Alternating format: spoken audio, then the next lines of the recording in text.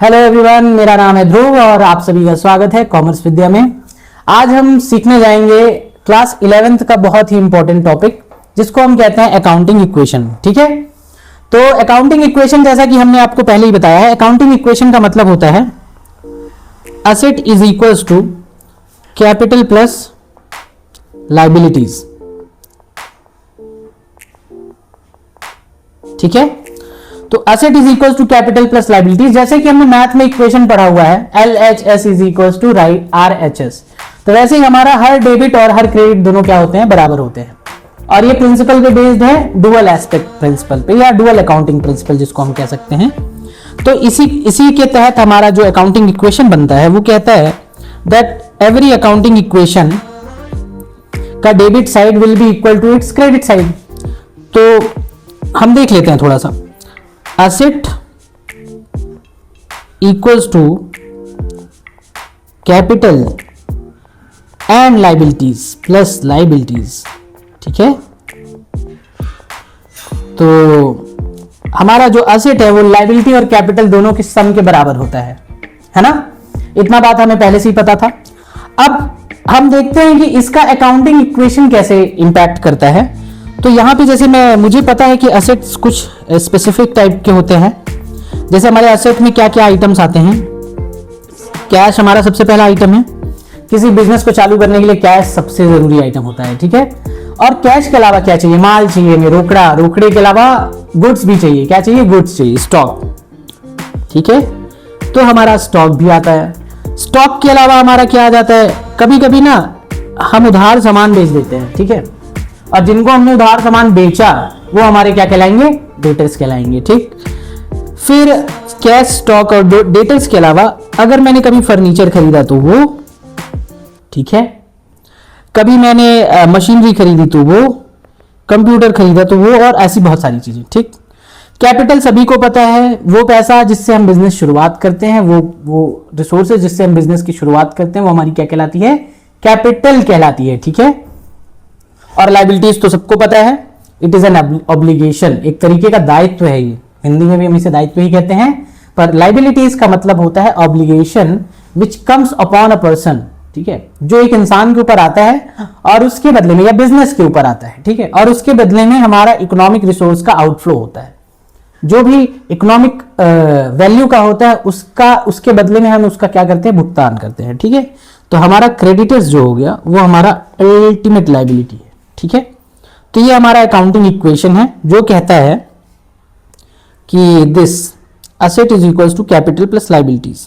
ठीक है, आगे देखते हैं इसमें ये अकाउंटिंग इक्वेशन काम कैसे करता है। जैसे मैंने स्टार्ट किया है ना, तो सबसे पहली बात है, अगर मैंने पहला एग्जांपल लिया मैंने, business started with cash. Business started with cash।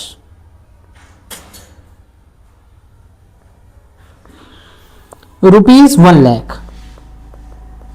अब मैंने 1,00,000 रुपए बिजनेस के साथ, पैसे के साथ बिजनेस स्टार्ट किया। ठीक है, 1,00,000 रुपए के साथ मैंने बिजनेस स्टार्ट किया, तो मेरे बिजनेस में क्या आ रहा है, कैश आ रहा है। क्या आ रहा है, कैश आ रहा है। ठीक, तो असेट साइड बेटा कैश क्या हो जाएगा, प्लस हो जाएगा। मेरे प्यारे दोस्तों ध्यान से देखना, असेट साइड हमारा क्या हो जाएगा, कैश प्लस हो जाएगा। कितने से, 1,00,000 रुपए से। क्यों, क्योंकि बिजनेस में कैश आ रहा है। अब इसी कैश से मैंने बिजनेस को स्टार्ट भी किया है, तो मेरी लाइबिलिटीज और कैपिटल साइड मेरा क्या बढ़ जाएगा, कैपिटल भी बढ़ जाएगा। कितने से, 1,00,000 रुपए से। ठीक है, तो ये हमारी बहुत सिंपल सी बात थी। एक मैंने छोटा सा एग्जांपल लिया है, ऐसे हम बहुत सारे एग्जांपल करेंगे और देखते चलेंगे कि हमारा अकाउंटिंग इक्वेशन काम कैसे करता है। तो फॉर एग्जाम्पल, पहला मैंने एग्जाम्पल ले लिया, बिजनेस स्टार्टेड विथ कैश। दूसरा एग्जाम्पल मैं लेता हूं, आ जाओ मेरे प्यारे प्यारे जेनजीज। ठीक है, जेनजीज के लिए हार्ट। ओके,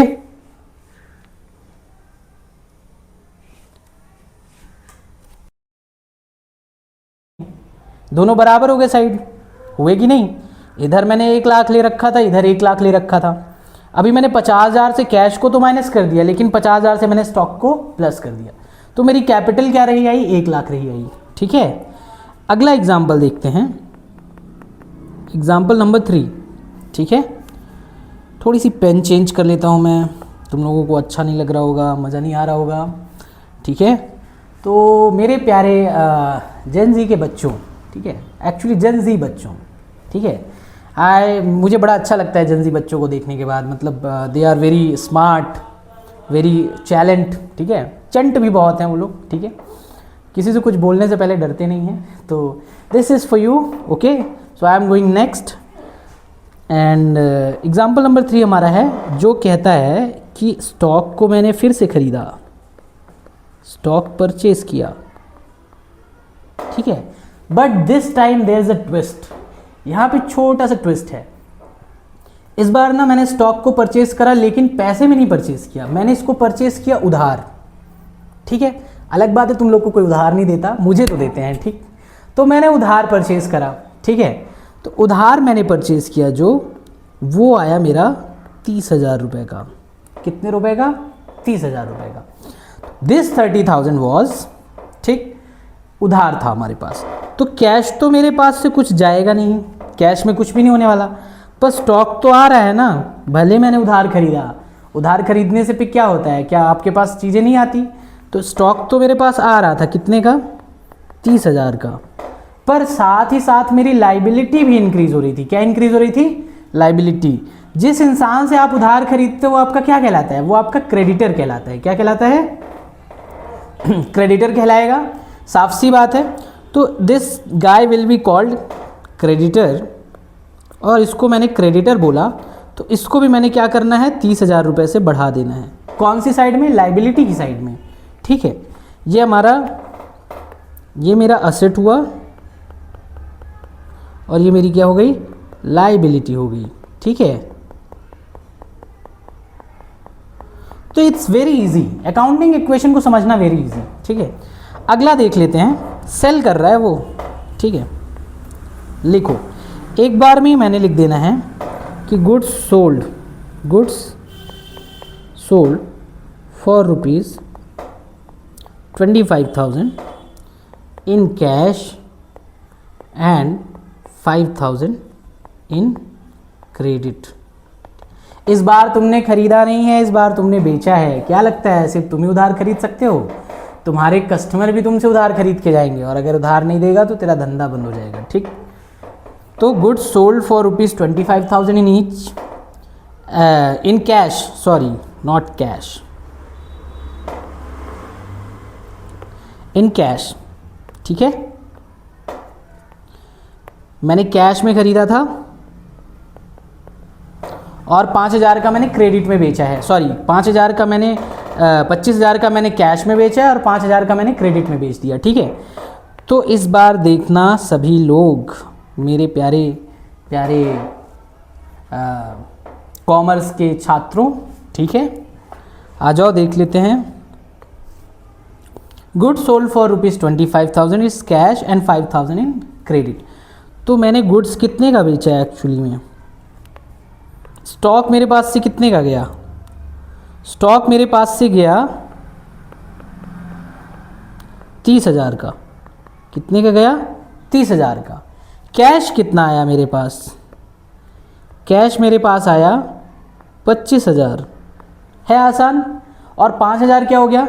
जिसको आप उधार बेचते हो आपका डेटर होता है। क्या होता है? Debtor, DEBTOR, debtor, not debtor, ठीक है। तो आपका डेटर भी 5,000 रुपये से बढ़ जाए। कितने से बढ़ जाएगा? 5,000 से, ठीक है। तो ये भी अकाउंटिंग इक्वेशन हमारा यहाँ पे सब क्लियर हो गया। ये भी अपना असेट साइड है, और ये हमारा लाइबिलिटी साइड होगा।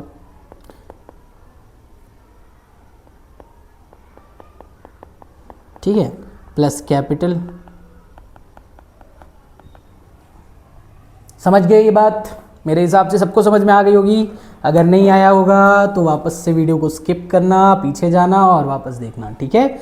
मैं बार बार नहीं बताऊंगा, ठीक है। तो चलो आगे आ जाते हैं, नेक्स्ट एग्जाम्पल पे चलते हैं। हमारा अगला एग्जाम्पल है, मेरा अगला एग्जाम्पल है, मैं बहुत बढ़िया सा एग्जाम्पल ले रहा हूँ, ठीक है। मैंने ना सैलरी पे करी, सैलरी पेड ₹2000, ठीक है। गुड्स वर्थ ₹10,000 सोल्ड फॉर ₹15,000, ठीक। इस सब का इम्पैक्ट कहाँ जाएगा? कैपिटल पे जाएगा। कहाँ जाएगा? कैपिटल, सीधे कैपिटल में, ठीक है। गुड्स विड्रॉ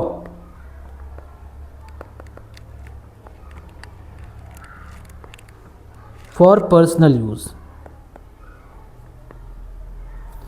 तो मेरे प्यारे दोस्तों, गुड्स हमने विड्रॉ किया किसके लिए? पर्सनल यूज के लिए। और जब भी आप पर्सनल यूज के लिए गुड्स विड्रॉ करोगे वो आपकी ड्रॉइंग्स कहलाएगी। क्या कहलाएगी? ड्रॉइंग्स कहलाएगी, ठीक है। कितने रुपए? 5,000, ठीक है। तो आ जाओ देख लेते हैं इन तीनों का इम्पैक्ट क्या पड़ने वाला है, ठीक। एक ही उसमें कर देंगे हम, ठीक है। एक ही उसमें करते हैं। ये रही मेरी पेन, ठीक है। मेरी पेन तुम लोगों की पेन से अच्छी है। तो ये रही सैलरी है। अगर सैलरी पे करोगे तो ऑब्वियस बात है तुम्हारे पास से कैश जा रहे हैं, कैश जाएगा, ठीक है। तो कैश मेरे पास से जा रहा है, ठीक है। पर इसका इम्पैक्ट कहाँ जाएगा? कैपिटल में ही जाएगा। कहाँ जाएगा? कैपिटल में ही जाएगा। क्यों? क्योंकि सैलरी पे करना आपके लिए एक एक्सपेंस है, उससे आपकी कैपिटल क्या होगी? कम होगी। और कैपिटल कम होगी तो इधर हमने कैपिटल को क्या कर देना है? 2000 से माइनस कर देना है, ठीक है। ये पहला पॉइंट। दूसरा पॉइंट मेरा है गुड्स वर्थ ₹10,000 सोल्ड फॉर ₹15,000। 10,000 का गुड्स था, स्टॉक कितने का गया तुम्हारे पास से? 10,000 का। कितने में बेचा? 15,000 में। तो कैश कितना आया बाबू तुम्हारे पास? 15,000 आया, ठीक है ना। तो कैश तुम्हारे पास कितना आया? 15,000 रुपये। तुम्हें 5,000 रुपये का फ़ायदा हो रहा है। क्या हो रहा है? फ़ायदा। जब भी फ़ायदा होगा तो कैपिटल बढ़ जाएगी। तो कैपिटल को हमने क्या कर देना है? 5,000 रुपये से बढ़ा देना है, ठीक है। और नेक्स्ट तीसरी पॉइंट जो है वो कह रही है goods withdrawn for personal use 5,000, ठीक है। तो हमने पर्सनल यूज़ के लिए गुड्स निकाला, कैश नहीं निकाला, गुड्स निकाला, ठीक है। तो स्टॉक को आप क्या करेंगे? 5,000 से माइनस कर देंगे।